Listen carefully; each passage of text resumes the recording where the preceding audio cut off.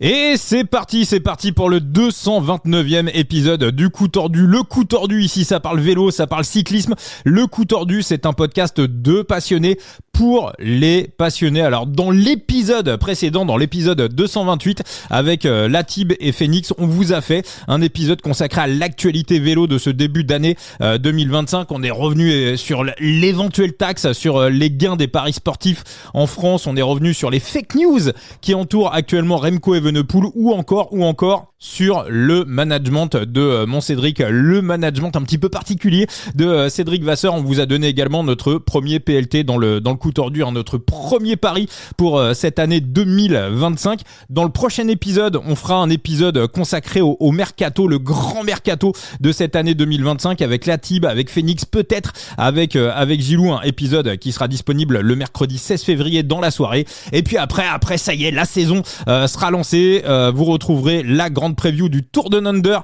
2025. Mais pour cet épisode, il est de retour avec nous dans le Coup Tordu et ça fait super plaisir. Le Big Boss est dans la place. Valentin Gauss, le Big Boss de Side Limit. Comment ça va, Valentin ?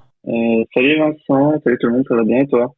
Écoute, très content de te retrouver une nouvelle fois dans le Coup Tordu. Alors Valentin, tu te trouves actuellement quelque part dans le monde. Juste avant d'en parler et de dire de donner l'endroit où tu te trouves actuellement, je voulais avant tout pour lancer cet épisode rappeler un truc ultra important qui me tient à cœur.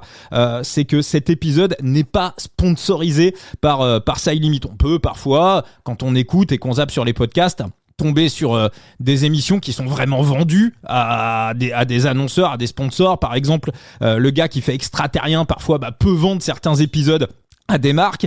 Ça peut être aussi de temps en temps le cas de Guillaume Play par exemple, mais il y en a plein d'autres. Là on n'est pas du tout dans ce cadre-là. Si vous remontez tous les épisodes du Coup Tordu et que vous remontez à l'épisode 0, on s'était retrouvé avec Benoît Tréanton, avec Monaco 76, avec Latib déjà à l'époque, avec Rémi Gémeaux. On avait imaginé ce que deviendrait peut-être un Sorare du vélo et on pensait pas, on était à l'époque en 2022, on n'imaginait pas que ce Sorare du vélo verrait le jour assez rapidement. Et c'est aussi pour ça qu'on a lancé le Coup Tordu. Quand Valentin, après avoir entendu ce podcast, on imaginait ce que serait qu'un jeu de fantasy où on posséderait ses propres cartes sur le cyclisme. Quand Valentin est venu me voir, il m'a dit je lance le projet. J'ai dit ok, je lance le Coup Tordu. Donc les histoires, on va dire, sont parallèles entre Side Limit et entre ce podcast, le Coup Tordu. Donc voilà, je voulais vraiment le préciser. Side Limit, c'est un projet auquel on croit énormément et dans lequel on en parlera et on en reparlera très souvent. La Thib est dans la place également. C'était pas prévu, mon Thibaut ? T'es là, Thibaut ? Ouais, je suis là. J'ai vu. Tu m'avais proposé une invitation. Je savais pas l'heure, donc j'ai débarqué. Parfait. Thibaut également est dans le Coup Tordu. Ça fait plaisir. Et puis aussi quelques copains qui sont dans le Discord et des utilisateurs de Side Limit qui peut-être auront quelques questions à poser d'ici à la fin du podcast. Valentin, ça va, j'ai bien résumé un petit peu j'ai envie de dire les parallèles entre le Coup Tordu et Side Limit. Ouais, carrément. Et merci Vincent de prendre du temps aussi pour expliquer Side Limit, etc. Ça aussi, ton podcast prouve aussi qu'on arrive bien à atteindre nos objectifs et à faire qu'il y ait une communauté autour de Side Limit et à faire que les gens s'intéressent et que ça plaise aux passionnés de cyclisme. Donc c'est tout ce qu'on veut faire et voilà, c'est super cool de nous retrouver dans tes podcasts et dans celui-ci en particulier. Oui, et c'est que le début, c'est que le début, Valentin. Juste avant, tu parlais d'une communauté de joueurs présente sur Side Limit. Moi, je voulais qu'on débute ce podcast en s'adressant un petit peu à celles et ceux qui n'ont pas encore franchi le pas, qui ne sont pas sur Side Limit. Il y en a qui s'interrogent, qui se disent, il y en a qui connaissent mal le projet. Il y a également des auditeurs du podcast qui nous ont rejoints, on va dire ces dernières semaines, des nouveaux auditeurs qui au fur et à mesure des interviews de tous les coureurs, de toutes les personnalités qu'on a pu recevoir pendant cet hiver 2024-2025 ont découvert le podcast. Si on pouvait présenter, résumer le projet en quelques mots et puis aussi un petit peu un petit peu parler du projet à ceux qui connaissent Side Limit mais qui n'ont pas encore franchi le pas et qui ne sont pas encore dans le projet. Oui, bien sûr. Alors Side Limit, qu'est-ce que c'est en deux mots? Trois. C'est un digital fantasy game. Donc c'est du fantasy game comme on peut le voir sur pas mal de de comment dire, de compétitions cyclistes, hein, et on a pas mal de sociétés qui font ça. Il y a le Tour de France qui le fait chaque année sur son propre site. Il y a Cycling Fantasy, il y en a pas mal d'autres. Donc nous, c'est de reprendre cette idée-là, mais de le transformer ou dans le sens où on va le rapprocher un petit peu de Panini, des cartes de collection, ce qui fait que vous allez posséder des cartes de collection sur sa limite et vous allez pouvoir les utiliser dans notre jeu de fantasy game en plus. C'est un petit peu ça. Sauf que ces cartes Panini ne sont pas physiques comme on a l'habitude de les voir.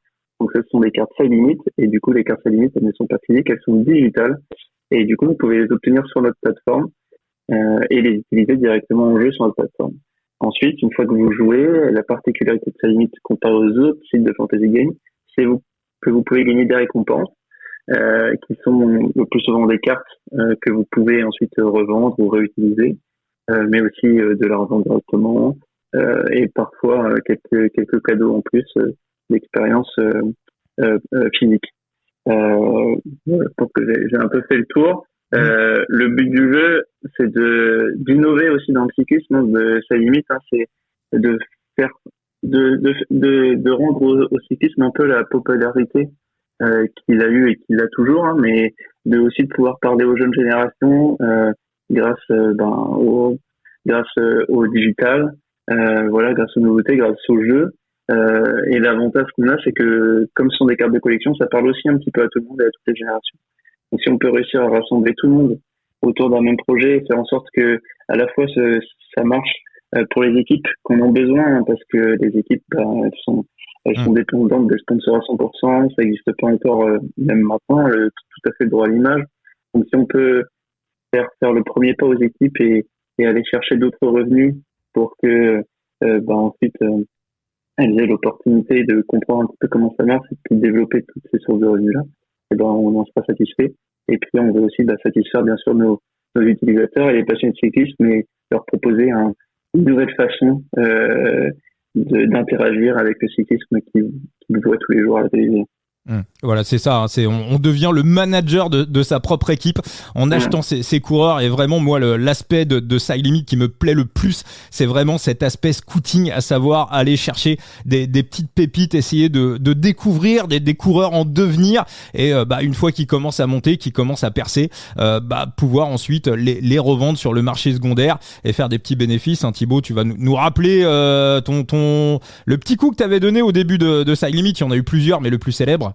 Le plus célèbre, évidemment, c'est qu'on s'était fait un petit podcast au tout début de Side Limit sur les coureurs qu'on pensait assez mésestimés et qui pourraient être intéressants. Bon, son profil était plus parmi les rouleurs, mais visiblement, il s'est imposé comme étant un très bon rouleur et surtout un très bon grappeur. C'est Derek Guy qui actuellement enflamme un peu les réseaux avec ses performances qui sont assez hors du commun pour son gabarit.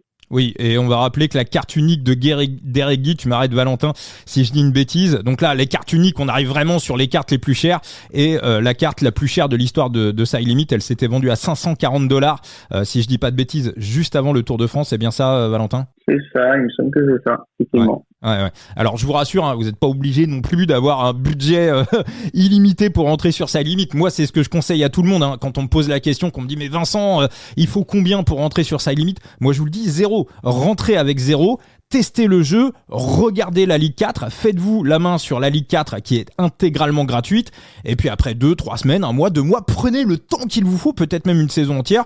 Une fois que vous le sentez, commencez à acheter des petits coureurs, à vous faire une composition d'équipe. Vous pouvez même déjà gagner des cartes via la Ligue 4 pour intégrer la Ligue 3. Donc testez le jeu. Vous verrez si ça vous plaît ou si ça vous plaît pas, mais voilà, au moins faites le test, c'est totalement gratuit, et je vous redonne notre code de parrainage bien évidemment pour intégrer Side Limit. C'est coup tordu 0 avec le chiffre 0. Valentin, t'es pas en France. Oui. Je peux rajouter un petit truc. Vas-y, bien sûr, Valentin. C'est aussi pourquoi j'ai créé Side Limit, c'est de préparer un peu le jeu du futur et de pouvoir dire ok, tout le monde peut jouer gratuitement. Ça c'est très bien et c'est ce qu'on veut promouvoir, mais c'est dans l'intérêt du joueur. Et dans l'intérêt du joueur, ça veut dire quoi? Ça veut dire qu'aujourd'hui, quand vous allez acheter un jeu vidéo, vous allez, je sais pas, le payer entre 50 et 100 euros, et en fait, un an après, en général, vous pouvez le mettre à la poubelle parce que il est entre guillemets has-been, ou qu'il y en a un nouveau qui est sorti, ou alors ça peut être je parlais de l'exemple des cartes Panini. Les cartes Panini, vous allez pouvoir les garder dans vos livres de collection, mais vous n'allez pas pouvoir en faire grand chose. Et là, l'intérêt de ce qu'on apporte avec Side Limit, c'est quelque chose de nouveau, c'est-à-dire que c'est un jeu qui se joue gratuitement, exactement comme tous les autres fantasy games. Mais si vous voulez vous faire plaisir et pouvoir avoir cet aspect de collection, cet aspect de manager, vous pouvez acheter des cartes et qui sont vraiment les vôtres, et que vous pouvez utiliser dans votre jeu et du coup avoir des récompenses supplémentaires. Donc là, contrairement à Panini et l'aspect physique, vous pouvez avoir des récompenses supplémentaires. Et en plus de ça, c'est vraiment c'est vraiment votre jeu. Vous n'avez pas besoin de le racheter tous les ans. Et surtout, si à un moment vous sentez que vous en avez plus vous avez plus envie d'utiliser telle ou telle carte, vous pouvez la revendre. Vous pouvez revendre votre jeu finalement comme vous le voulez. Et ça, c'est nouveau, c'est-à-dire que vous allez rien perdre à jouer à sa limite. C'est des cartes, vous les conservez tout le temps, vous jouez. Toutes les compétitions sont gratuites. Il suffit juste de posséder des cartes et d'être un collectionneur pour pouvoir jouer et devenir manager et faire votre propre équipe et pouvoir savourer les courses avec encore plus d'intensité.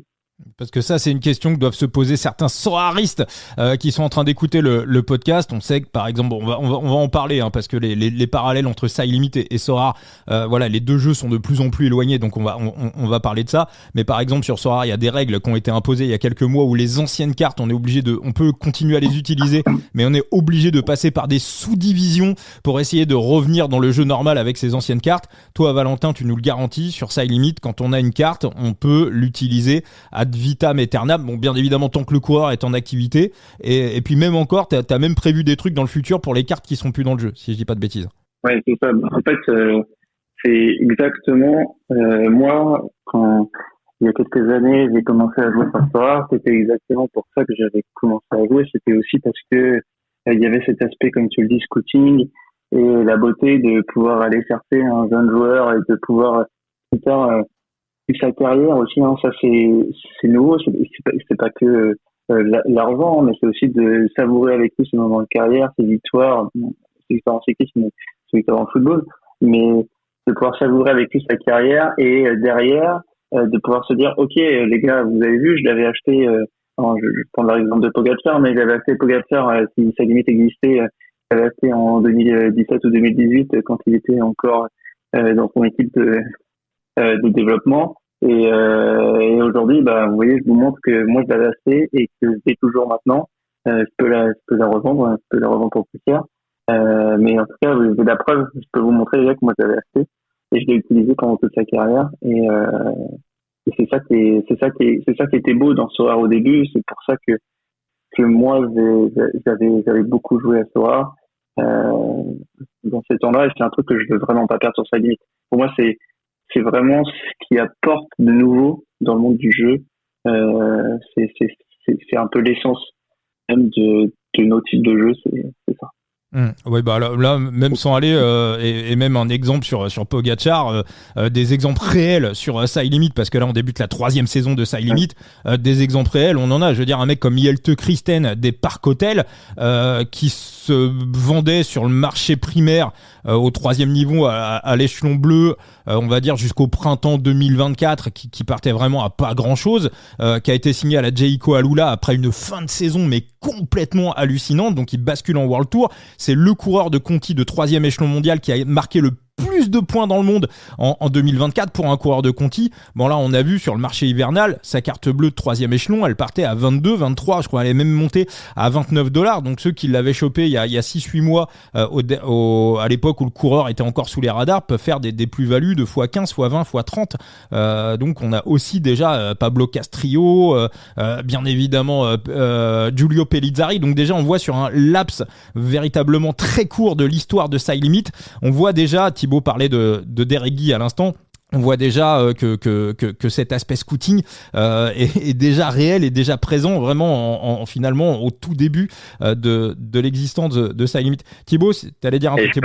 Vas-y, mon Thibaut. Ouais, je peux te rajouter que sur cet aspect scouting, et quand tu dis x15, x20, tu vois, parfois ça peut faire peur.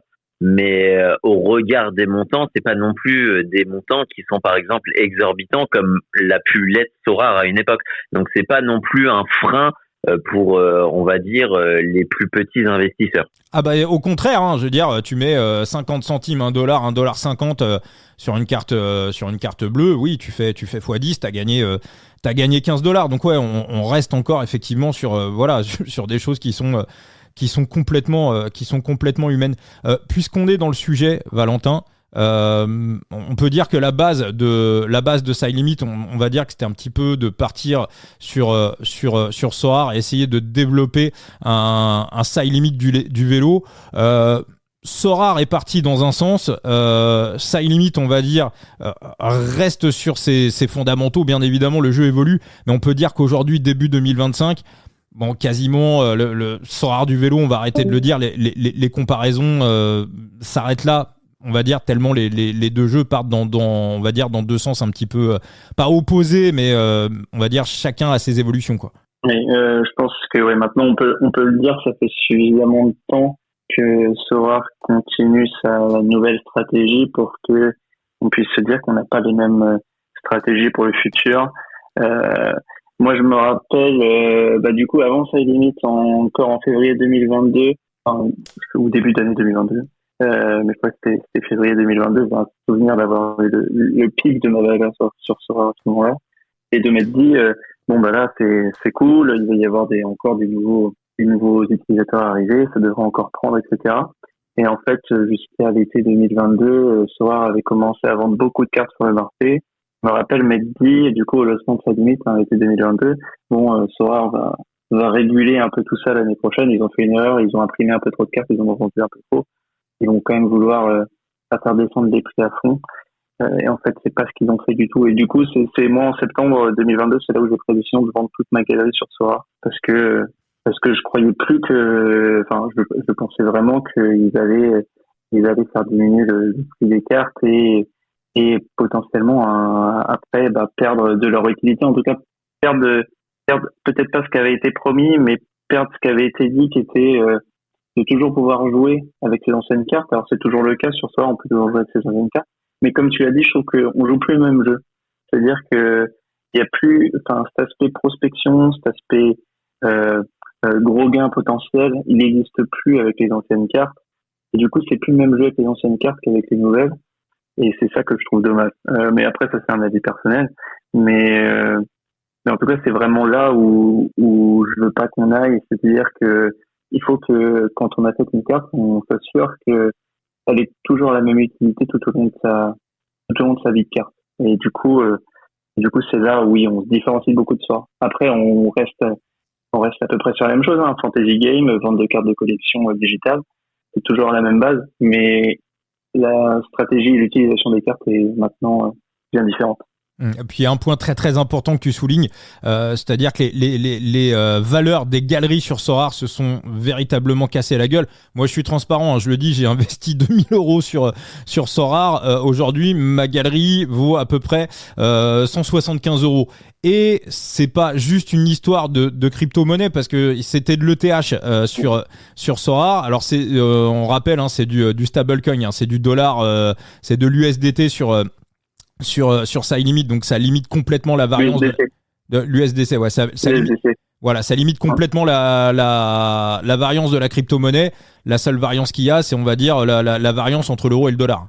À peu près ça. Ouais, c'est ça. Même si Sorare, après coup, juste après que nous on ait fait l'USDC, ils avaient aussi, je pense, planifié un petit avant, mais ils ont intégré l'euro et le fait que tu puisses jouer sans avoir besoin de convertir ça un petit peu comme nous en crypto-monnaie. Donc ils ont adopté une stratégie, même si maintenant du coup eux ils ont la crypto l'Ether et ils ont l'euro qui circule en même temps sur leur plateforme. Nous on a que le dollar.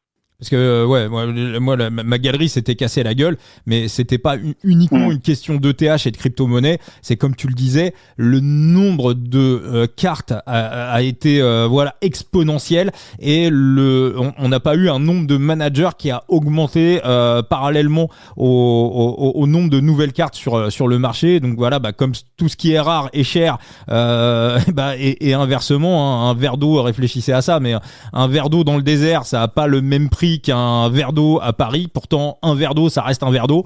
Toi, sur SciLimit, c'est quelque chose qui est hyper important pour toi. C'est véritablement de réguler le marché des nouvelles cartes en fonction du nombre de nouveaux utilisateurs sur le marché. Oui, c'est ça. En fait, quand on a créé SciLimit au début, il y a forcément la question du combien de cartes on est par rareté. Donc aujourd'hui, il y a une carte yellow par une carte jaune par saison et par coureur. Il y en a 30 roses ensuite donc en Ligue 2 par saison et par coureur, et puis 300 bleus. Quand on s'est posé la question de ça, l'objectif c'était pas de savoir à combien est-ce qu'on va être à la première année, c'est-à-dire combien il faudra de cartes au bout d'un an pour que le marché se régule et qu'on sorte, je sais pas, si on avait que 100 utilisateurs, finalement le fait d'avoir que 20 cartes de chaque coureur, ça aurait suffi. Le but du jeu, c'est de se poser la question dans 10 ans, dans 15 ans, à la fin de la carrière d'un coureur, combien il nous faudrait de cartes pour que, entre guillemets, les utilisateurs soient satisfaits de leur nombre de cartes, etc. Donc, il y a eu une étude qui a été menée. On a préféré être un peu large pour être sûr de se laisser la possibilité de toute l'amplitude de pouvoir vendre des cartes, mais de pouvoir gérer en tout cas notre supply en fonction de ce que tu dis, en fonction du nombre d'utilisateurs. Alors, il n'y a pas que ça, mais surtout en fonction du nombre d'utilisateurs. Et du coup, c'est pour ça que cette année encore, on n'a pas du tout vendu 331 cartes par coureur.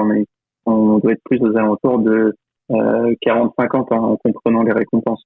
Donc l'objectif, c'est pas du tout de donner, en tout cas de vendre toutes nos cartes. On n'est pas là pour ça, pour vendre toutes nos cartes.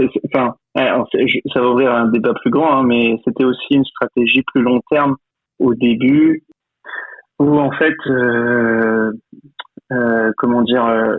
pense que le problème aussi, c'est que la seule source de revenus aujourd'hui de nos systèmes, de nos business models, c'est la vente de cartes de collection.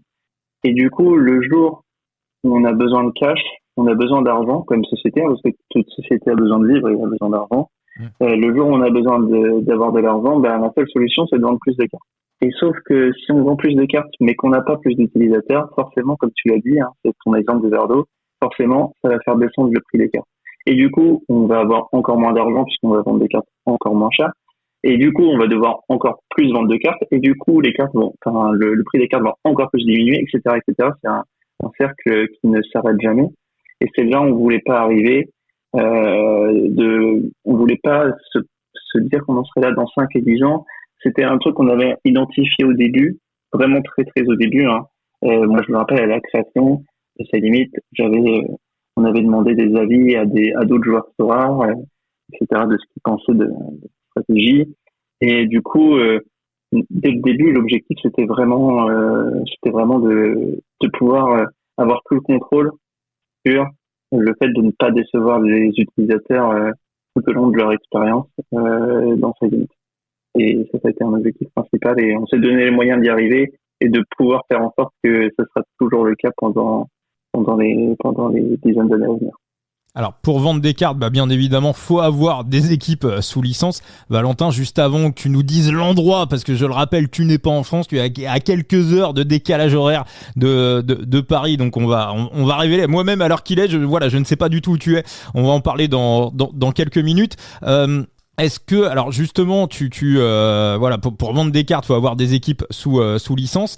Tu nous avais raconté dans un premier podcast un petit peu comment t'avais, tu vas nous le rappeler un petit peu comment t'as prospecté tes premières équipes, parce que été 2022, tu pars de rien, tu pars de zéro, et l'évolution au fur et à mesure du temps. Et aujourd'hui, quels sont tes rapports avec les équipes? Et tout simplement, je te pose la question, est-ce que pour toi, toutes les équipes World Tour, ça sera la fin de la question, est-ce que toutes les équipes World Tour ont connaissance de l'existence de SciLimit? Est-ce que toutes les équipes World Tour ont connaissance de SciLimit? Ouais. Je pense que oui. Ouais. Est-ce elles l'ont en tête chaque année? Je pense pas toutes. Mais c'est sûr qu'elles en ont toutes entendu parler à un moment. Voilà. Alors maintenant, je peux pas t'en dire non plus beaucoup plus sur ces équipes-là, mais oui, je pense qu'elles en ont toutes entendu parler. Et puis en plus, enfin, pour te dire, enfin, on en avait parlé de la création de Side Limit au tout début en 2022, mais quand on est en 2022, Soar a fait une énorme levée de fonds peu avant ce moment-là, et en fait, je pense que ça a fait effet boule de neige sur beaucoup d'autres sports.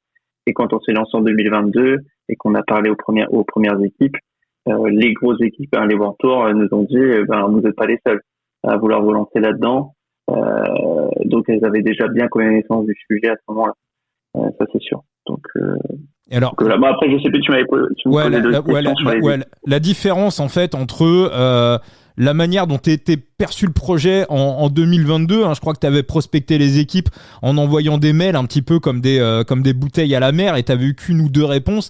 Et aujourd'hui, voilà, au fur et à mesure du chemin parcouru après 2 ans, ce qui est très très court quand même, comme laps de temps, quels sont les rapports que tu as avec les équipes, un petit peu l'accueil qu'on te fait quand désormais tu prospectes des équipes, et y compris au plus haut niveau mondial ou au 2e échelon mondial. Comment tu sens la différence par rapport à 2022? Oui, c'est sûr, c'est simple, quand j'envoie des mails à l'été 2022, quand on n'a pas de site internet et que la société n'est même pas créée, j'ai pas de réponse, faut le dire. J'ai aucune réponse. J'ai une seule réponse qui était de Yo Hello, je me rappelle, c'était je vais le citer, je pense qu'il va pas m'en vouloir parce qu'on s'était très entendu, c'était Alexandre Latil qui était là-bas, et on s'était rencontrés à Paris. J'avais j'avais montré le projet sur un PowerPoint, et du coup il m'avait dit super idée, nous si vous lancez ça, on signe tout de suite, on signe tout de suite avec vous. Et de là, avec Armindo, je me rappelle, on y va, on fonce. On savait qu'on avait d'autres concurrents potentiels qui voulaient aussi se lancer. On s'est dit on fonce. Une fois qu'on aura construit le produit en premier, qu'on sera capable de montrer un site internet, qu'on sera capable de montrer qu'on est des gens sérieux, parce que c'est aussi ça, les équipes, elles nous font confiance, c'est-à-dire que aujourd'hui, elles reposent à 100% sur le sponsoring, et le principal risque pour eux, je pense que c'est le risque d'image. C'est-à-dire que le jour où elles ont un problème d'image, elles perdent leur sponsor et elles perdent la vie. Et elles vont pas aller confier leur image à n'importe qui. Donc nous, le sujet principal pour aller convertir les équipes, c'est la crédibilité. Et du coup, c'est ce qu'on met en place, et c'est notre focus depuis 2 ans, c'est de toujours prendre soin des équipes et de leur montrer qu'on est là dans leur intérêt. Et c'est toujours ce qu'on a dit aux équipes.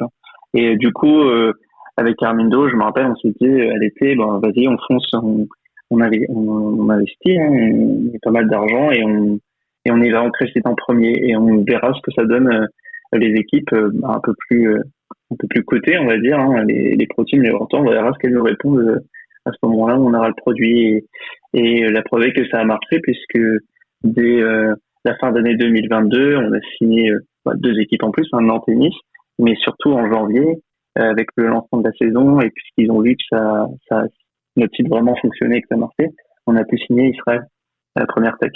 Et c'est là où ça a fait pencher la balance, puisque derrière on a pu signer Bertani, on a pu signer Quinfarma.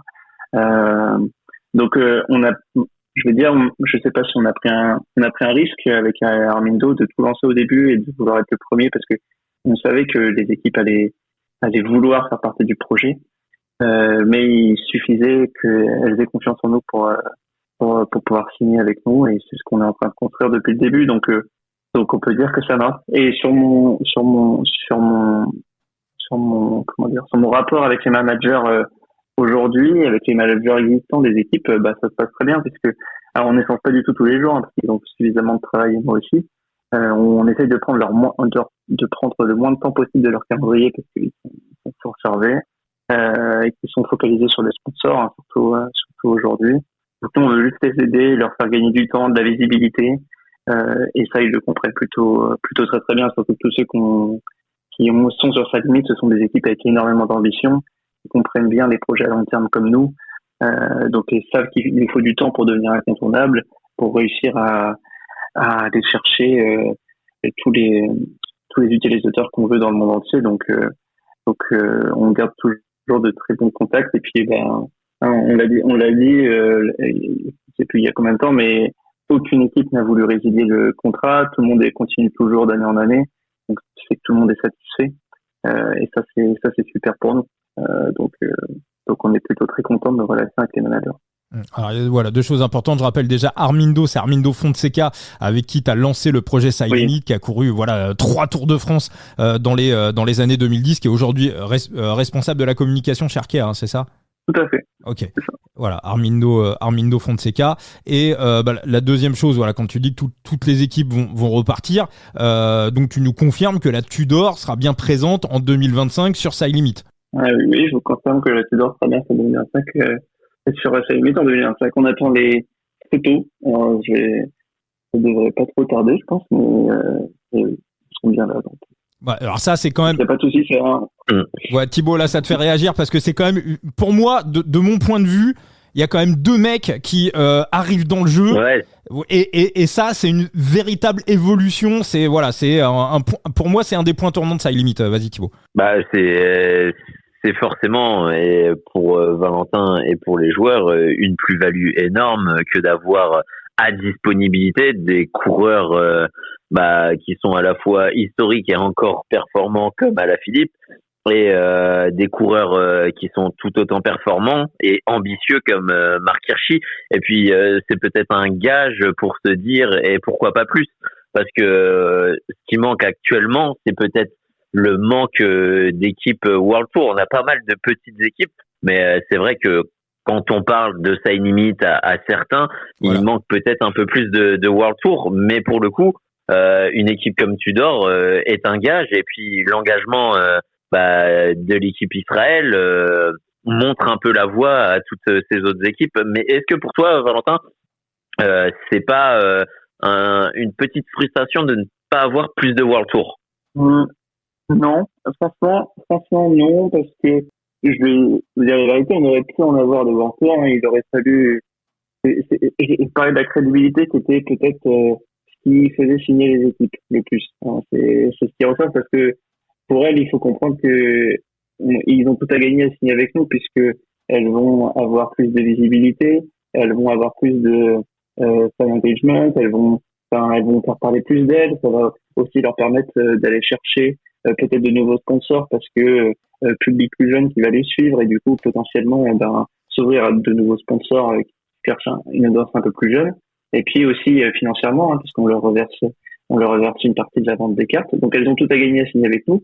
Pourquoi elles signent pas avec nous, c'est ce que j'ai dit, c'est le risque d'image. Et ça, le risque d'image, en fait, on aurait pu réussir à en signer, je pense, mais il aurait fallu, c'est comme tout, arriver avec un peu plus d'argent. Il faut pouvoir les faire signer. Et c'était une stratégie qu'on n'a pas voulu mettre en place au début, parce que ça veut dire arriver avec de l'argent, une grosse somme d'argent au début, ça veut dire devoir lever plus de fonds, et ça veut dire potentiellement devoir rendre des comptes dans le futur à des fonds d'investissement ou à des plus gros investisseurs, et qui ferait qu'un jour on pourrait pas mettre en place notre stratégie, et qui est comme ce que j'ai cité, c'est-à-dire que si à un moment ça va pas et qu'on doit vendre plus de cartes, parce que il faut rendre compte financièrement à ces investisseurs, on devra le faire. Et c'est quelque chose sur lequel on ne voulait surtout pas dans une situation dans laquelle on voulait surtout pas se mettre. Donc on a pris cette décision-là d'avancer piano, d'y aller petit à petit, en grandissant, en prenant des équipes avec un groupe potentiel. Donc Israël, c'était bien sûr le choix numéro 1, parce que on savait que ça allait être les favoris pour redevenir World Tour en 2026. On parle de Bardiani parce que Bardiani, c'est des gros talents qui vont signer dans des équipes World Tour forcément dans les années à venir, et du coup qui vont amener à sa limite une visibilité, une crédibilité plus importante. On peut dire à peu près la même chose de Quint Pharma. Tudor, on savait très bien que cette équipe arrivait avec un énorme objectif qui était le Tour de France en 2025. C'était des mises sur l'avenir. Encore une fois, tout est fait sur le long terme. Et du coup, progressivement, effectivement, nos pions se mettent en place. Et comme tu l'as dit, Vincent, ça fait que 2 ans qu'on s'est lancé. Et pour autant, on sent que nos pions se mettent en place dès cette année, même un petit peu l'an dernier, mais en tout cas, ils prennent de plus en plus de valeur, nos pions. Et c'est ça qui est agréable à voir, et c'est ça qui donne toujours l'envie, et c'est ça qui fait que on arrive de plus en plus facilement à aller chercher d'autres équipes parce qu'on gagne en crédibilité, on gagne en reconnaissance, et il faut pas essayer de mettre la charrue avant les bœufs et de vouloir signer toutes les équipes et toutes les plus grosses équipes du monde avant que la plateforme soit prête, avant qu'on soit capable d'intéresser beaucoup d'utilisateurs, enfin de capter beaucoup d'utilisateurs sur la plateforme. Mais il faut faire les choses dans l'ordre, et c'est toujours ce qu'on veut faire, c'est avoir un objectif à 10 ans, à 15 ans, à 20 ans, et voilà, on veut pas faire un Titanic qui va couler dans 6 mois au premier rebondissement. On veut faire un bateau qui se construit avec les équipes, avec les utilisateurs au fur et à mesure de l'aventure, et c'est ça qui est beau, c'est aussi de partir de zéro et de construire progressivement quelque chose qui sera énormément fructueux.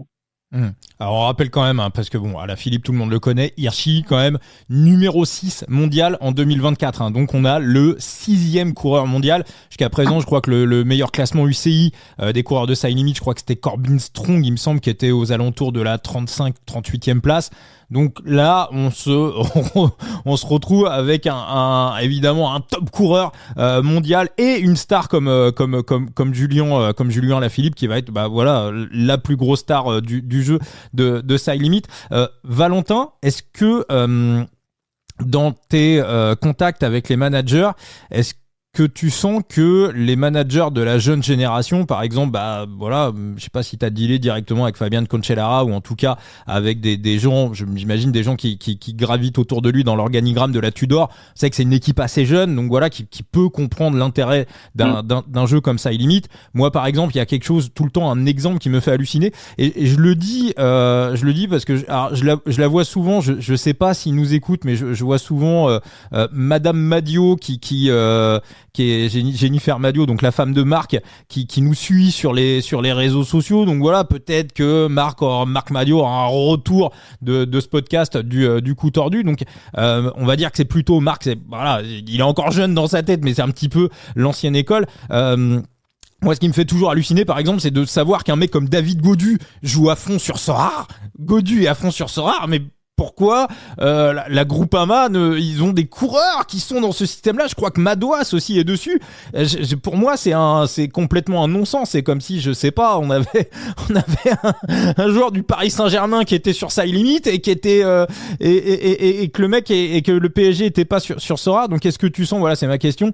Est-ce que tu sens que au niveau de la génération, est-ce que tu sens que les jeunes managers, tout simplement, voilà, on avait eu Geoffrey Coupé par exemple de Philippe Wagner-Bazin, donc qui devient la bingo Philippe Wagner-Bazin, Geoffrey Coupé, qui a 40 ans, qui est un mec de la nouvelle génération.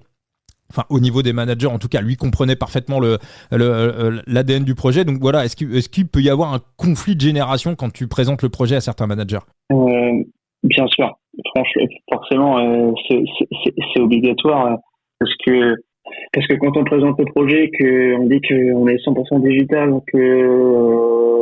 alors déjà, il y a cet aspect 100% digital, mais on leur propose aussi un nouveau système de revenus qui est complètement différent. On leur dit, on n'est pas un sponsor comme les autres, mais on arrive un petit peu comme un autre partenaire. Mais par contre, nous, on vous prendra pas de place sur le maillot, c'est-à-dire que on vous donnera de l'argent, mais vous pourrez aller chercher quelqu'un d'autre qui se mettra sur le maillot ou sur vos bidons ou n'importe où. On vous demandera pas du tout de votre temps. Nous, tout ce qu'on veut prendre soin, c'est de votre image et vous faire rayonner dans le monde entier avec toutes les autres équipes qu'on a sur tous les fans du monde. Et du coup, quand on a cet aspect-là et que effectivement ça fait très longtemps qu'on est dans le vélo, j'imagine que c'est difficile à comprendre parce que toutes les équipes sont focalisées à 100% sur le sponsoring depuis des dizaines d'années.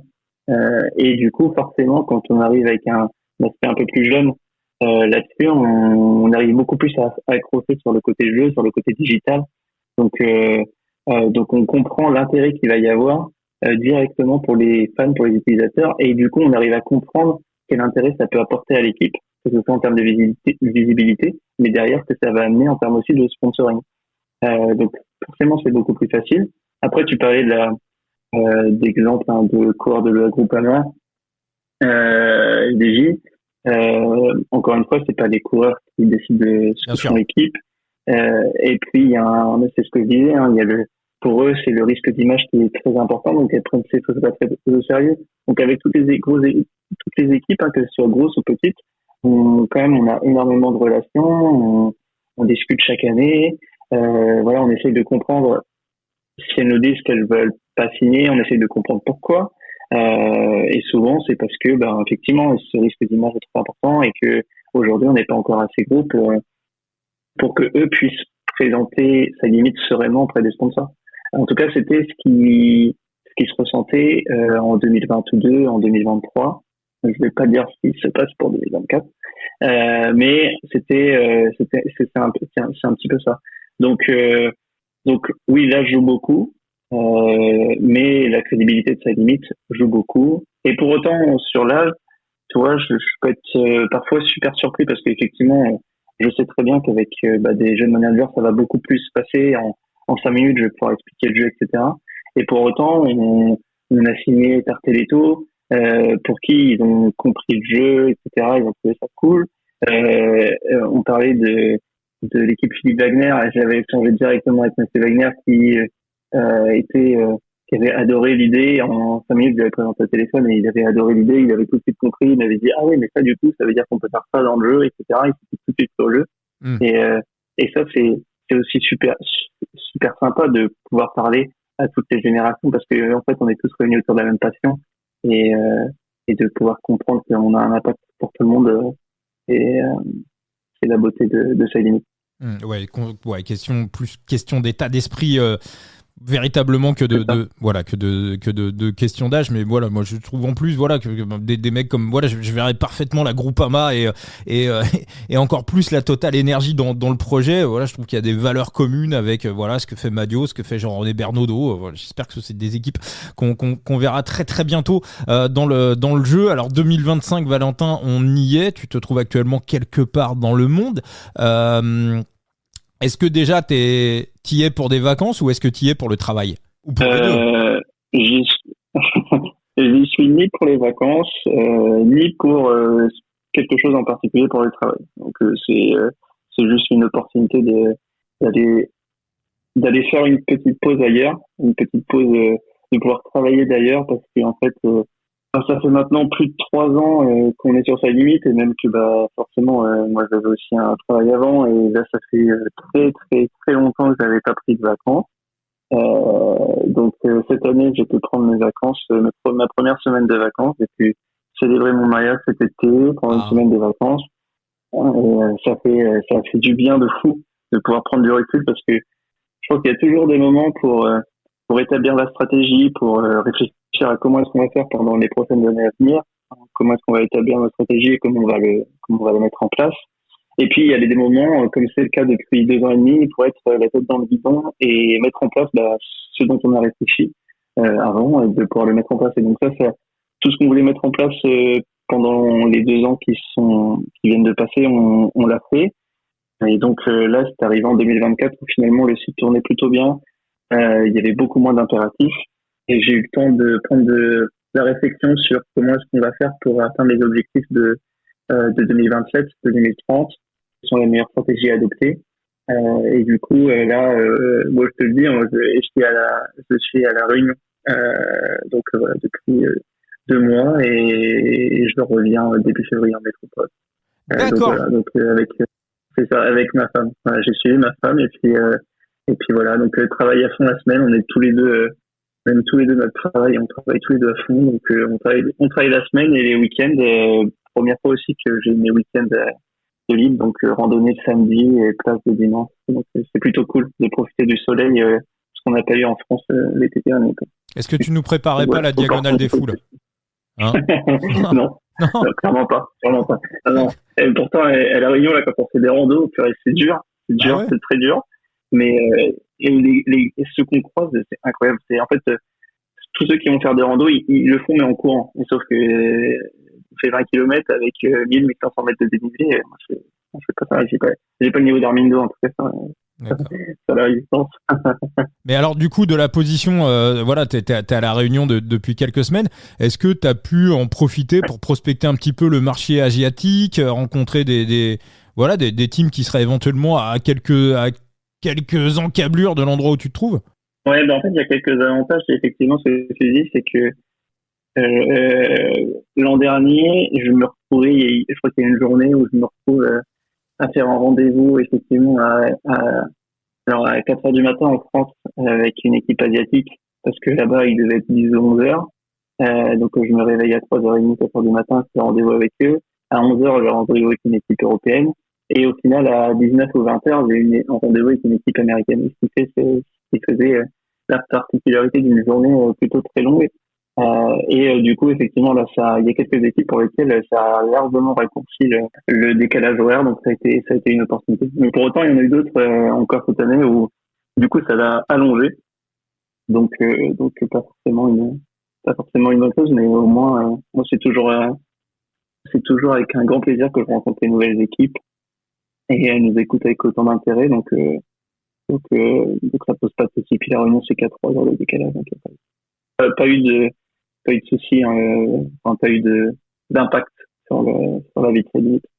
C'est la même chose que j'étais resté en métropole. D'accord, ça c'est une info ça. Valentin à la Réunion depuis quelques semaines et donc bientôt le retour en France. On va parler donc de cette saison 3 de Side Limit qui débute cette année 2025.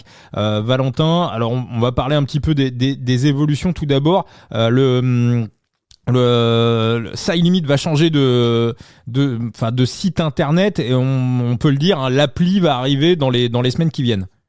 Oui, c'est ça tout à fait. Alors, dans les semaines qui viennent, je sais pas, mais à court terme, oui. Dans le cours de l'année 2025.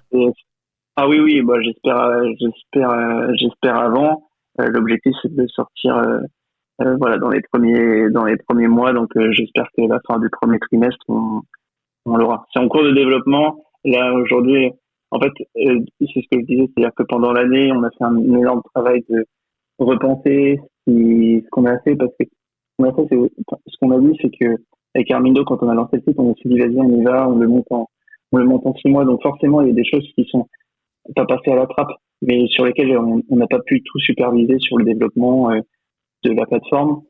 Et du coup, il était temps de se repencher sur la question, de prendre du recul et de savoir comment est-ce qu'on allait améliorer les choses pour le futur. Donc on s'est dit comment est-ce qu'on pourra le faire, comment est-ce qu'on pourra mettre en place une appli mobile, comment est-ce qu'on pourra mettre en place toutes les compétitions qu'on fait, parce que franchement, on a un milliard d'idées à la seconde qui viennent pour faire des nouvelles utilités aux cartes, et du coup, il faut pouvoir se donner les moyens de mettre en place tout ça, et c'est pour ça qu'on a décidé de maintenant développer le site sous le moteur de jeux vidéo qui s'appelle Unity, et qui va nous permettre de nous donner tout le potentiel à sa limite. Donc, effectivement, appli mobile qui est déjà en cours de développement. Et là, on a dû mettre une petite pause parce que, effectivement, il y a quand même un petit peu à faire sur le site actuel. Mais l'objectif, c'est de sortir l'appli mobile assez vite. Donc, on aura les deux en parallèle, l'appli mobile et le site internet. Et progressivement, le but du jeu, c'est de migrer vers Unity et de pouvoir migrer le site internet vers une appli internet développée sur Unity pour tout avoir à faire du même endroit et de pouvoir sortir des nouveautés beaucoup plus rapidement et beaucoup plus efficacement. Alors, est-ce que sur ce nouveau site, sur cette nouvelle appli, et c'est une question alors que moi je te pose à titre personnel parce que ça a été mon plus gros coup de sang de l'histoire sur Side Limit, et la question m'a été posée par deux autres managers. Je vais rappeler aujourd'hui, donc on peut acheter des cartes sur le marché primaire, on peut aussi racheter des cartes sur le marché secondaire. Donc j'avais trouvé un manager qui vendait Tontenberg, donc qui passe en World Tour à la Lidl Trek, qui était présent, qui était à la Léopard en 2023, qui est une équipe qui a disparu, mais bien évidemment, les cartes les managers qui avaient acquis les cartes des coureurs de la Léopard peuvent encore donc les utiliser aujourd'hui. Donc je trouve un manager qui est plus trop trop dans le jeu et voilà, je deal avec lui un prix sur Teutenberg. Voilà, on se met d'accord. Voilà, $25.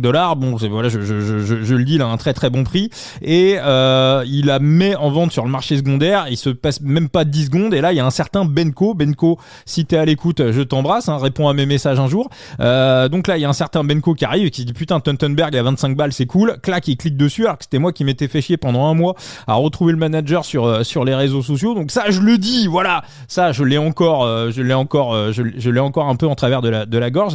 Est-ce que le deal, ce qui existe sur Sorare d'ailleurs, est-ce que le deal de galerie à galerie, c'est-à-dire de manager à manager sans passer par le marché secondaire, est quelque chose qui va voir le jour sur Side Limit dans les mois qui viennent?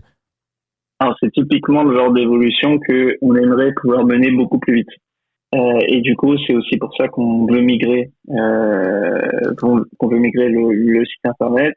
Donc là, l'appli mobile qui sortira, elle sortira au fur et à mesure. Donc au début, il y aura peut-être que la collection et la partie jeu, donc on pourra voir ses cartes et faire ses équipes. Et après, progressivement, on sortira effectivement toutes les autres parties de sa limite, donc qui vont être la partie échange de cartes, Asta, son marché primaire, Asta, son marché secondaire. Aujourd'hui, en fait, on pourrait le faire sur le site d'aujourd'hui, on pourrait intégrer ça, mais le problème, ça veut dire qu'on le fait en double développement, c'est-à-dire qu'on le fait à la fois sur le site entre guillemets ancienne génération et sur le site et qu'on devra le refaire sur le site nouvelle génération. Donc on va pas le faire sur le site ancienne génération. Par contre, une fois qu'on aura mis en place le site nouvelle génération, là, on pourra intégrer plein de nouveautés, dont bien sûr celle-ci sur le marché. Et ça sera mis en place dès qu'on le pourra. On mettra en place ce genre de nouveautés. Parmi les questions qui reviennent un petit peu et dans les difficultés qu'ont certains managers, on le voit souvent, c'est un petit peu des problèmes pour réussir à rentrer de l'argent sur Side Limit. On ne sait pas trop si c'est les banques qui freinent, est-ce que le passage pour la crypto-monnaie ça pose un problème. Est-ce que également le fait de basculer sur un nouveau site, est-ce qu'il y a aussi des améliorations de ce côté-là d'ailleurs un petit peu? Est-ce que tu as réussi à identifier les problèmes? Pourquoi pour certains managers c'est si compliqué de mettre 100, 200, $300 sur Side Limit? Oui, alors aujourd'hui il y a plusieurs solutions pour pouvoir intégrer le jeu sur Side Limit, pour pouvoir acheter des cartes du moins. C'est soit les acheter directement par carte bleue, que ce soit sur le marché secondaire ou sur le marché primaire, ou alors mettre de l'argent sur votre portefeuille Side Limit que vous pouvez ensuite utiliser pour acheter et revendre vos cartes. Et du coup, pour mettre de l'argent dessus, vous pouvez passer soit par MetaMask, donc il y a une extension pour pouvoir intégrer des crypto-monnaies, donc l'USDC, le dollar, sur Side Limit. Et on passe aussi par Ramp. Et effectivement, Ramp, c'est un petit peu ce qui est censé être la solution la plus simple pour tous les managers, c'est un paiement classique et qui va vous permettre de mettre directement de l'argent sur Side Limit. Pour certains utilisateurs aujourd'hui, effectivement, ça peut poser souci parce que Ramp est devenu met beaucoup de barrières en place et peut-être un petit peu trop pour pouvoir mettre de l'argent. Donc on est en train d'étudier tout ça avec eux, de comprendre l'origine du problème. Ça met beaucoup de temps, mais effectivement, avec la sortie du nouveau site, on est en train de voir pour pouvoir intégrer d'autres solutions et être sûr que tout le monde puisse réussir à intégrer Side Limit facilement. Est-ce que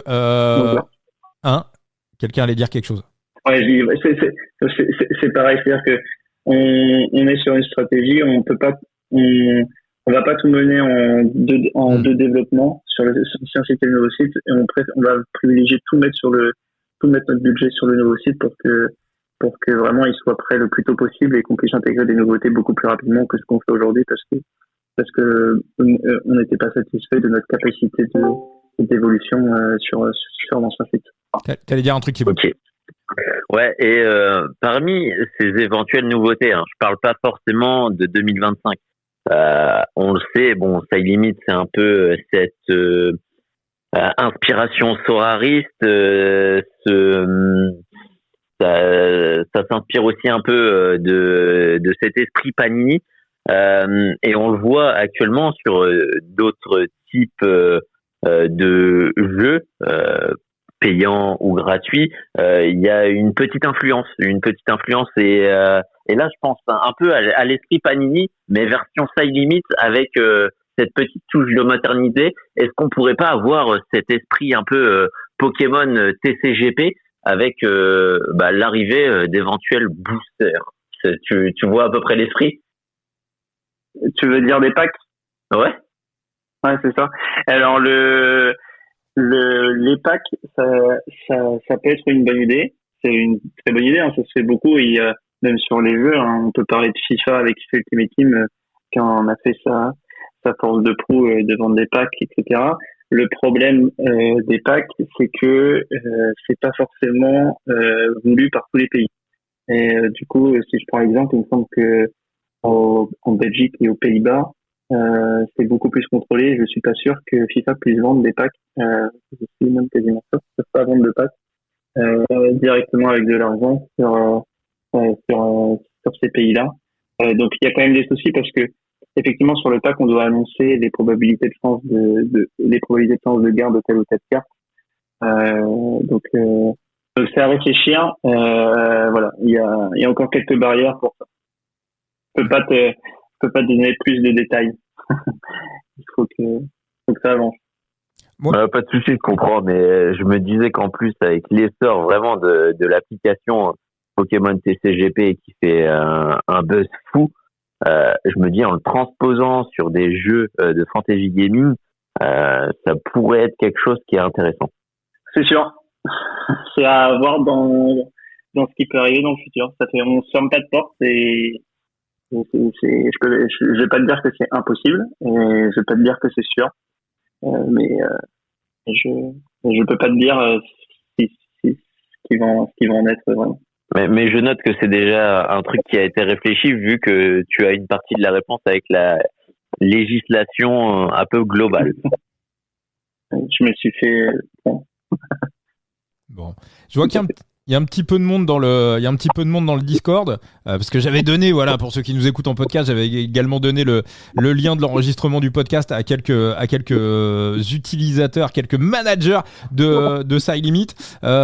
Si quelqu'un a une question à poser, qui n'hésite pas à me dire. Bon, en tout cas les gars, là je vois qu'il y a pas mal de monde, mais voilà, bon, pour l'instant il n'y a pas de, mais en tout cas les gars, n'hésitez pas, hein, si vous avez une petite question, elle sera la bienvenue avec grand plaisir. Valentin, donc sur cette année 2025, on va conclure un petit peu sur les modes de jeu qui sont prévus. Alors on rappelle donc en 2023, le but dans le jeu quand on composait nos équipes, c'était d'avoir des rôles. Chaque coureur marquait des points en fonction du rôle qu'il avait et qu'on lui avait donné dans l'équipe. Donc on mettait un leader, un sprinter, un grimpeur, un électron libre, un mec pour prendre des échappées et également un équipier. En 2024, on est venu sur un mode access, à savoir un mode capé où chaque coureur avait un nombre de points prédéfini avant la course et fallait pas dépasser ce nombre de points, une sorte de salary cap finalement, hein, voilà, par exemple sur le Tour de France, quand on prenait Tadej Pogačar, parce qu'on pouvait prendre Pogačar dans certaines ligues sur le Tour de France, lui il valait 90 points, donc fallait aussi prendre des coureurs qui marquaient pas beaucoup de points pour pouvoir atteindre les 250 points, voilà précisément. Et donc, là, on revient au rôle en Ligue 1 et en Ligue 2, si je dis pas de bêtises, et on reste un petit peu sur le salary cap pour la Ligue 3. Alors Valentin, explique-nous un petit peu, ces évolutions. Comment ça va jouer précisément pour attaquer l'année, et surtout vraiment la question très très importante, va-t-on garder ces règles-là pour l'année entière? Oui, l'an dernier, on avait lancé effectivement le mode access, comme tu dis, qui était en gros le mode cap, hein. Donc il fallait pas dépasser un certain nombre de points pour pouvoir aligner une équipe. On l'avait fait pour pouvoir faciliter l'intégration de nos utilisateurs, parce que quand on arrive sur sa limite, il faut déjà comprendre ce que c'est, parce que c'est une nouveauté, hein. C'est quelque chose de nouveau, de pouvoir jouer avec des cartes de collection qu'il faut acheter, qu'on peut revendre, etc. Il y a quand même beaucoup d'aspects à comprendre. Et si en plus on rajoute le fait qu'il faut comprendre les 5 rôles et comment est-ce qu'on marque des points avec les 5 rôles, hein, qui sont leader, grimpeur, sprinter, électron libre, domestique, ça fait beaucoup à comprendre. Donc on voulait vraiment faciliter l'accès au jeu et ressembler plus à d'autres sites de fantasy game avec qui marquent souvent aussi avec un système de cap. C'était pour ça qu'on l'avait intégré, et on avait gardé le mode expert qui était le mode rôle, un petit peu celui qu'on avait lancé tout au début de Side Limit en plus. en se disant que voilà les personnes allaient progresser d'un niveau à l'autre. Et du coup, on avait mis fallait être manager niveau 10 pour avoir accès au mode expert et du coup jouer en mode rôle. Aujourd'hui, cette année, on s'est dit qu'on allait faire beaucoup plus simple parce que, en fait, sur le site de 2024, du coup, c'était sur 2 pages différentes, Access et Expert. On s'y perdait un petit peu. Donc, on a décidé de tout mettre sur une seule page. Donc, plus de mode Access, plus de mode Expert, mais plutôt des compétitions différentes. Donc, compétition capée, qui va ressembler au mode Access. Et comme tu l'as dit, ça sera uniquement sur de la Ligue 3, sur la Ligue 4, c'est-à-dire sur des cartes blanches. Et sur la Ligue 3, ça sera une Ligue 3 très accessible où on aura besoin d'une seule carte bleue pour participer. Et donc ça sera sur les règles capées. Et ensuite, il va y avoir le mode rôle juste à côté, pareil pour chaque compétition. Et donc là, qui sera ouvert aux Ligue 1, Ligue 2, Ligue 3. Et du coup avec les 5 rôles différents. Donc pour les courses à étapes qui sont leader, grimpeur, sprinter, électron libre et domestique. Et pour les courses d'un jour, là il n'y a pas de grimpeur et de sprinter. Mais voilà, donc toujours le même aspect de pouvoir évoluer dans le jeu, parce que finalement ceux qui jouent en mode expert, ce sont ceux qui sont plus déjà dans le jeu et qui souvent possèdent des cartes roses, des cartes jaunes ou même beaucoup de cartes bleues, et du coup qui vont pouvoir directement aller jouer sur le site en mode expert désormais et pas avoir besoin d'aller sur notre page pour ce faire. Ouais, parce que moi je suis vraiment très content de ce retour des rôles. C'est un petit peu ce qui revenait beaucoup dans les Discord et dans les discussions avec les copains, c'est que vraiment ce mode rôle est quelque chose qui met aussi en valeur le travail des équipiers. Et ça pour moi c'est quelque chose qui est très très important, et c'est ce qu'on a vu aussi un petit peu en 2024 par rapport à 2023. C'est certains coureurs, on va dire équipiers, perdre de la valeur. Ils avaient pas mal de valeur en 2023, ils ont perdu un peu en 2024. Alors même si bien évidemment dans le scoring, quand on est équipier, on marquait des points. J'ai vu aussi que vous aviez intégré des petits bonus aussi par rapport au classement par équipe. Donc ça valorisait aussi quelque part un petit peu le rôle d'équipier, mais là véritablement domestique, quand on le met en domestique, et si voilà il finit meilleur équipier et que son leader termine dans les meilleurs de la course, voire remporte la course, en tant qu'équipier il marque un maximum de points et devient quasiment aussi utile qu'un leader. Donc ça vraiment pour moi dans l'essence du jeu, et voilà, valoriser aussi les équipiers, c'est aussi vraiment quelque chose qui est ultra méga important. Thibaut, t'allais dire un truc? Ouais, et puis ça rajoute une dimension stratégique supplémentaire du côté des managers. Ah bah, ouais. C'est ce qu'on voulait mettre en place aussi au tout début de Salimé, c'est-à-dire que on voulait, je vais pas dire révolutionner, mais on voulait revoir le sens de la course, où aujourd'hui, une course, ça se regarde, 95% des courses se regardent du kilomètre, à 10 km de l'arrivée jusqu'à l'arrivée. Et d'intégrer le rôle électron libre, voire intégrer le rôle équipier qui dépend un petit peu, mais c'était surtout sur le rôle électron libre, c'était d'avoir les échappées dessus et du coup de pouvoir se dire ok, moi en tout cas personnellement aussi j'aime bien regarder le début des courses, parce que la formation des échappées c'est quand même quelque chose de super intéressant, de voir ce qui se bat, etc. Et c'est quelque chose qu'on voudrait retrouver aussi sur sa limite, pour se dire ok, on regarde pas que la fin des courses, toute la course est intéressante, il faut trouver un moyen de pouvoir capter les émotions qui sont aussi présentes pendant toute la course. Alors on aimerait bien en capter encore plus. Aujourd'hui c'est pas encore possible, mais voilà. Et du coup ce retour à des rôles beaucoup plus importants dans le jeu sur la limite, c'était important.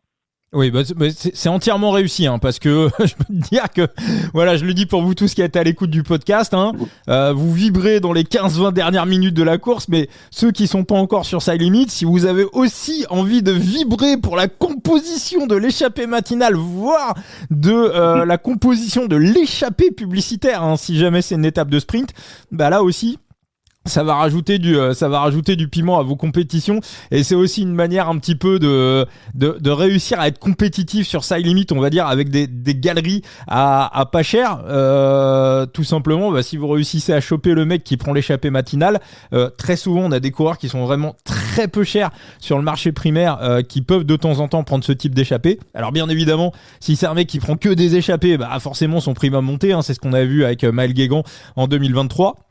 Mais voilà, c'est aussi une manière un petit peu de réussir à être performant en tant que manager sur Side Limit avec, on va dire, un budget assez réduit. Est-ce que j'avais vu aussi quelque part, Valentin, donc c'est la question que je posais, est-ce qu'on va rester sur ce mode-là tout au long de l'année? J'ai vu aussi que vous envisagiez peut-être de garder ces rôles pour la Ligue 1 et pour la Ligue 2 et peut-être à un moment donné aussi rajouter un cap sur le jeu des rôles.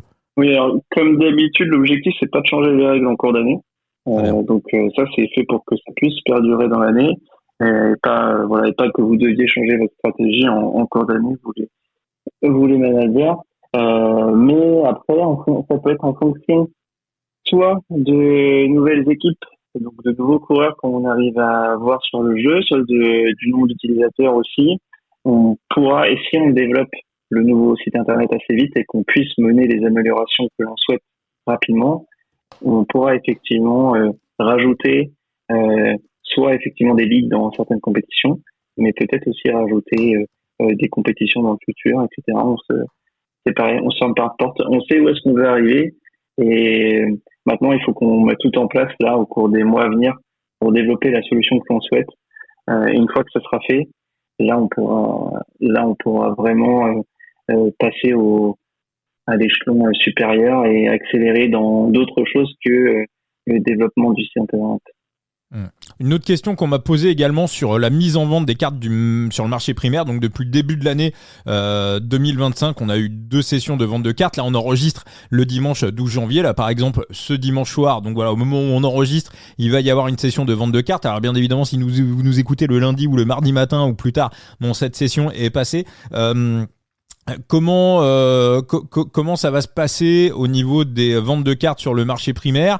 Est-ce que là c'est vraiment un petit peu exceptionnel parce que la saison n'a pas encore débuté et ensuite vous allez remettre les cartes en vente, on va dire un petit peu au fur et à mesure des compétitions, on va retrouver un marché primaire ouvert, on va dire, je sais pas, c'était ouvert je crois 4-5 heures par jour, 7 jours sur 7, ou c'est aussi quelque chose qui est dans la réflexion, à savoir pas automatiquement avoir des cartes en vente tous les jours, un petit peu comme ce qu'on voit depuis le début de l'année?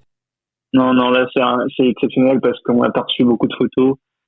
J'ai l'impression que cette année les équipes sont peut-être un peu plus nous envoient les photos un peu plus tard et pour la plupart des équipes je pense qu'elles ont été très focalisées sur les sponsors. Et c'est une année un petit peu particulière parce que on connaît les complexités. Je pense que vous les avez vues dans les médias, la complexité de trouver des sponsors. Et je pense que ça vaut pour toutes les équipes. Et du coup, ce qu'on constate, c'est qu'effectivement, on arrive avec un petit peu moins de photos qu'avant et que on met un peu plus de temps, voilà, avec les relations dans les équipes. Et je pense que ça, c'est dû à ça. Et du coup, là, c'est exceptionnel parce que on veut pas non plus remettre énormément de cartes à la vente. Pareil, on veut que ça soit juste et qu'on mette pas une plénitude de cartes à la vente. Donc là, c'est un peu exceptionnel. On s'est demandé, est-ce qu'on en met plutôt 3-4 par jour ou est-ce qu'on en met beaucoup juste en une journée de la semaine? On a préféré faire ça. Et puis, une fois que la saison aura reprise et qu'on aura suffisamment de collections à pouvoir mettre à la vente, là, on repartira sur un rythme normal où effectivement, il y en aura tous les jours à la vente. Et vous pourrez faire vos petites emplettes tous les jours en fonction de ce qui tombe.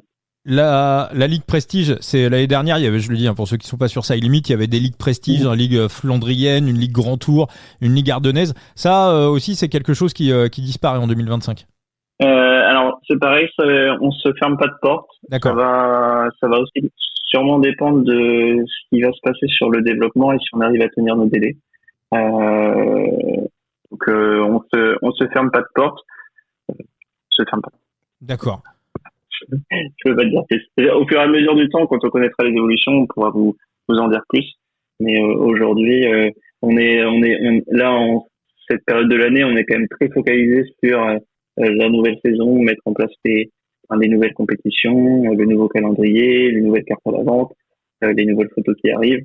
Une fois que ça sera passé, on pourra se remettre sur ce qui nous intéresse, sur ce qui nous intéresse pour le futur, qui est le développement de nouvelles compétitions pour le jeu. Et bien évidemment, Valentin, la question qui brûle les lèvres de tout le monde, à chaque fois, hein, c'est là où les hypes sont au maximum. Hein, c'est quand tu arrives dans le Discord avec ton petit sablier, ça veut dire qu'il va y avoir de nouvelles équipes. Est-ce que là, à l'heure qu'il est, au moment où on enregistre le 12 janvier, est-ce que tu sais à quel moment une nouvelle équipe va être annoncée? Pas exactement, parce que comme je te dis, on n'est pas sûr du calendrier, du timing, de l'arrivée des photos. Et cette année, de ce que nous évoquent les équipes, c'est un petit peu plus tard en moyenne que les années précédentes. Donc je peux pas vous dire que j'ai une date sûre en tête. Je sais que ça va arriver, mais j'ai pas de date sûre en tête. Au maximum du maximum, c'est quoi, le mois de mars? Ah, oui. En D'accord. général, les photos des équipes, pour les plus tardives, ça sera la mi-mars, je pense. D'accord. C'est vraiment les plus tardives. La grosse majorité, ça arrivera, je pense, début février.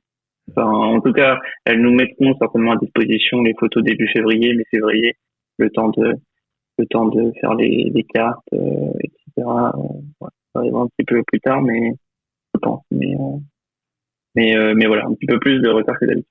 Et je vais continuer à te charcuter un petit peu, Valentin. Est-ce que tu sais quel est le nombre de nouvelles équipes qui vont intégrer Side Limit en 2025? Ou si tu as une fourchette à donner? Non, je ne sais pas, parce que tout simplement, on est toujours en discussion avec des nouvelles équipes. Donc, j'espère qu'il y en aura plus que ce que j'ai en tête actuellement. Donc, je vais pas pouvoir te dire. Et alors, sûr, tu peux donner un chiffre ou pas? Non, parce que sinon, tu vas t'attendre à, quand on va annoncer une équipe, tu vas savoir combien il en reste, etc. Non, on va pas vous dire, vous serez surpris à chaque fois. Il est dur, Valentin. Bon, pour conclure le podcast, Thibaut, je vois qu'il y a d'autres copains également qui sont connectés dans le Discord, là, qui sont en train d'écouter le podcast. Si quelqu'un a une question à poser, c'est le moment, les gars. Non, moi c'est bon. De mon côté, c'est bon, mais je vois que Boris est arrivé, donc Boris va nous fusiller avec une belle question. Ouais, je le sens. Bienvenue Boris, c'est le moment. Ouais, Boris qu'on avait déjà reçu dans le podcast, hein, voilà, deuxième. Ah ouais, si, oh putain, j'ai oublié de dire un truc méga important. Bah voilà, Boris, tu vas poser ta question et puis après je vais avoir une énorme, même Valentin est pas au courant. Je vais avoir une grosse, putain, j'allais complètement passer au travers. Je vais avoir une grosse annonce à faire qui concerne Side Limit et le coup d'or du Boris que vous aviez déjà entendu dans notre podcast, hein, là des managers qu'on avait reçus avec Luc Side Limetrix, avec Petit Juju également qu'on avait reçu dans le podcast. Vas-y mon Boris, je suis sûr que tu as une question à poser à Valentin. Bon, malheureusement, visiblement, Valentin, Boris ne t'aime que hein. Que quand tu lui offres des rewards, voilà. Boris, il veut une rose. J'ai un problème de sourd, les amis, il a envoyé un message. Bon, dommage. Il veut une rose de Marc Hirschi. M'envoyer ta question en DM et je la poserai volontiers à Valentin. Il veut une rose de Marc Hirschi, sinon il parle pas. Voilà, il est comme ça, Boris. C'est vrai qu'en plus, en matière de deal et de négociation, il est, il lâche rien. Il a raison, Boris. Ouais, je l'annonce pour tout le monde. Il va y avoir un trophée. Alors logiquement, j'aurais dû le récupérer. Hein, il est déjà prêt. Voilà. Il va y avoir un trophée du manager de l'année. Manager de l'année coup tordu. Un petit trophée en verre, vraiment très très sympa, très joli qu'on a fait designer expressément. Donc ça sera pour le manager de l'année 2025. Donc si par exemple on avait fait ce trophée-là en 2024, je pense que c'est Petit Juju qui l'aurait eu. Alors c'est un trophée qu'on va décerner en fin d'année. C'est pas quelque chose qui se fera uniquement et seulement sur les résultats. Bien évidemment, les résultats, ça fera partie du jeu, mais aussi sur l'état d'esprit du manager, donc quelqu'un qui à la fois va aligner performance. Alors je le dis pour tout le monde, hein, ça peut être aussi des performances en Ligue 4, hein, si on voit un mec qui met pas un centime dans le jeu mais qui écrase littéralement la Ligue 4, bon, s'il écrase la Ligue 4 il va pouvoir avoir des cartes pour jouer à la Ligue 3 également, mais voilà, donc c'est pas du tout une question d'investissement monétaire. De toute façon le coup tordu n'y gagne rien, donc il y a pas de corrélation là-dedans. C'est une question d'état d'esprit, donc à la fois un manager qui va réussir à aligner certaines performances et aussi voilà, le fair play tout simplement, l'activité, un petit peu dans les Discord, dans les réseaux sociaux. Alors faut pas non plus être influenceur pour gagner ça, mais voilà, il y aura aussi, ça sera un mix des deux, entre les résultats et entre l'état d'esprit et à la fin de l'année, on fera un petit vote, on fera un petit vote dans le coup tordu. Vous pourrez aussi, vous aussi voter de votre côté. Et il y aura un trophée, un joli petit trophée. Je vous le mettrai en photo vraiment dans quelques jours. Un joli petit trophée. Voilà, vous le recevrez à la maison. Vous serez le manager de l'année, le coup tordu, Side Limit. Donc voilà, ça aussi c'est un petit truc qu'on va faire dans le podcast aussi pour tout simplement parce que ça nous amuse, ça vous fait plaisir. Et puis voilà pour pousser un petit peu le jeu du côté des auditeurs du coup tordu. Donc je vous redonne notre code de parrainage. Alors c'est pas conditionné, hein. Vous n'êtes pas obligé de passer par notre code de parrainage pour pouvoir être élu manager de l'année 2025 et recevoir le trophée à la maison. Mais voilà, si vous avez envie de passer par notre code de parrainage, vous pouvez le faire. Coup tordu 0 avec le chiffre 0. C'est une bonne idée ça, Valentin? Mais c'est une super idée. Et je n'ai qu'un regret, c'est de ne pas pouvoir y participer. Alors bien aimé. C'est vrai qu'on te voit jouer de moins en moins. Tu joues encore en Ligue 4 là, parce que je te voyais pas mal au début. Non. Bah alors. Mais en fait, c'est ça qui est fou, c'est que depuis que j'ai lancé Side Limit, c'est là que j'ai le moins de temps pour regarder les courses. Maintenant que, c'est la seule chose. Et du coup, je suis content de pouvoir me libérer du temps aussi pour pouvoir regarder les courses. Là, cette année, j'espère pouvoir aller regarder quelques courses et pas seulement en tant que, on va dire maintenant, je sais pas, professionnel du cyclisme, parce que quand j'allais sur les courses, c'est pas du tout le même aspect que quand on y arrive en tant que fan. Alors, on n'a pas du tout le même temps pour regarder les coureurs, etc., et les contempler, etc. Donc j'espère aussi pouvoir repartir cette année et de pouvoir beaucoup plus profiter. Et après sur les jeux, oui, j'espère pouvoir rejouer beaucoup plus souvent au jeu. Bah oui, parce que ça, c'est assez rapide pour aligner une équipe, hein, même si voilà, mais c'est vrai qu'après. C'est sûr, mais il y a eu le sujet aussi du est-ce qu'on pouvait jouer ou pas. On a essayé de mettre des choses en place avec Antoine, parce que Antoine, du coup, qui s'occupe de la communication et des réseaux sociaux, joue beaucoup plus lui, et c'était important pour moi qu'il y joue pour essayer de comprendre. Mais c'était aussi le sujet du qu'est-ce qu'on fait si on gagne des récompenses. Qu'est-ce qu'on fait pour vous les utilisateurs?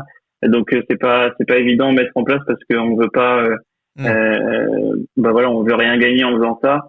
Donc moi je préfère prendre du recul là-dessus et être sûr que il y a rien qu'il y a rien. Donc moi je fais plutôt mes petites équipes à côté et puis je regarde si j'avais raison ou pas. Et pour vous dire, hein, je regarde à chaque fois, on se regarde quasiment tous les jours avec Antoine et je lui dis, mais alors, t'alignes qui, là? Et il me demande qui c'est que t'alignes et voilà, on se compare comme ça. Mais il est bien content de pouvoir me centrer en disant que il a fini 3e ou 4e de la Ligue 4 et qu'avec mon équipe, j'aurais été 35e. Thibaut, t'as récupéré la question de Boris? Non, Boris est parti, malheureusement, sans question. Mais c'est pas grave, on l'attapera par la chemise quand on fera une équipe et qu'on le battra dans une ligue. Ouais, et puis Boris qui viendra aussi, hein, je le dis de temps en temps sur quelques previews dans le cours de la saison. On se retrouvera bien évidemment pour les previews des courses avec Thibaut, avec Enzo, Boris qui passera également de temps en temps et petit Juju aussi, hein, qui passera de temps à autre. Voilà, les deux gouttes de Side Limit qui seront aussi présents de temps en temps sur certaines previews dans le coup tordu en cette année 2025. Merci beaucoup Valentin. Qu'est-ce que tu vas donc là? Tu restes encore quelques jours à la Réunion et puis début février retour en métropole, c'est ça? Tout à fait, c'est ça. C'est ça. Donc hâte de pouvoir. On a parlé, hein, du coup que Tudor était là cette année. La prochaine excitation pour moi, c'est de pouvoir faire les cartes à la Philippe, hein, quand même en tant que Français. Ah bah ouais. Faut quand même être fier d'avoir le meilleur peut-être français l'un des meilleurs Français ou sûrement le meilleur du 21e siècle dans le jeu. On a commencé avec peu de coureurs, peu d'équipes sur sa limite, et je pense qu'on peut être fier de là où on en est aujourd'hui, de savoir que ces stars seront dans le jeu et qu'on a la possibilité de pouvoir avoir un rôle pour leur carrière aussi. Donc c'est super sympa et voilà que de belles choses pour l'avenir pour sa limite. Bah oui, parce que moi c'est ma théorie, hein, ça limite voilà, plus que des équipes World Tour, c'est l'arrivée de stars et Alaphilippe, bah en France, c'est une star, il est au-delà du vélo, au-delà du cyclisme, 2 fois sportif français de l'année 2021 et 2022, toutes compétitions confondues. Donc pour moi, Alaphilippe, c'est la première véritable grande star. Si on accepte bien évidemment Christopher Froome, mais Christopher Froome, sans lui manquer de respect bien évidemment, à la vue de son niveau actuel, n'avait plus un intérêt, on va dire stratégique énorme pour les managers de Side Limit, quoique le fait de l'avoir en équipier cette année, ça peut être aussi intéressant sur certaines courses, hein. Il va faire sa dernière saison, donc voilà, donc Alaphilippe, c'est une véritable grosse star, et puis on est bien sûr pressé de découvrir sa carte. Merci beaucoup Valentin, merci à tous, merci Thibaut. Merci beaucoup. Et merci à toi, merci à Valentin, et puis surtout très bonne année 2025 du côté de Side Limit et de toutes tes équipes. Merci, et bonne année à vous, bonne année à tout le monde, bonne année à tous les auditeurs. Ça va être une super année. Et merci à tous et rendez-vous pour l'épisode 230 qui sera consacré au Mercato. Ciao les amis.